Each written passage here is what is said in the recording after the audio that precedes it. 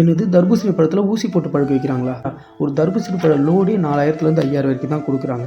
இதை நம்ம ஆளுங்க வாங்கிட்டு வந்து ஒரு 8000லேருந்து 10,000 வரைக்கும் சேல்ஸ் பண்ணுறாங்கன்னு வச்சுங்களேன். ஒரு லோடுக்கே 4000 தான் ப்ராஃபிட் கிடைக்குது. இதில் அவங்க ஊசி போட்டு வேறு பழுக்க வைக்க போகிறாங்களா? தர்பூசணி பழத்தை வெயிலில் போட்டாலே பழுக்க போகுது. பழுக்கிற பழம் ஆஸ் யூஷுவல் சிவப்பாக தான் இருக்க போகுது. இதில் எதுக்கு அவங்க தேவையில்லாமல் ஊசி போட்டு வேறு பழுக்க வைக்கணும்? அதுலேயும் அதை கண்டுபிடிக்க ஒரு டெக்னிக் சொன்னாங்க பாருங்க. தர்பூசணி பழத்தில் டிஷ்யூவை வச்சு தடவி பார்க்கணுமா? ஏன்டா தற்குறிங்களா? டிஷ்யூவை வச்சு எந்த பழத்தை தடவினாலும் அந்த கலர் அதில் ஒட்டிட்டு தாண்டா வரும். ஃபார் எக்ஸாம்பிள், நீங்கள் நாவப்பழம் சாப்பிட்றீங்கன்னு வச்சிங்களேன், அதோட கலர் நம்ம நாக்கிலே ஒட்டிக்கும். அதனால் அதில் ரசாயனம் கலந்துருக்காங்களா? தர்பூசணி பழத்தை பொறுத்த வரைக்கும் அதில் இயற்கையாகவே லைக்கோஃபின்ற ஆன்டி ஆக்சிடென்ட் இருக்குது. இந்த தர்பூசணி பழம், நாட்டு கொய்யாக்காய், அப்புறம் இந்த தக்காளி எல்லாம் சிவப்பாக இருக்கிறதுக்கு இதுதான் காரணம்.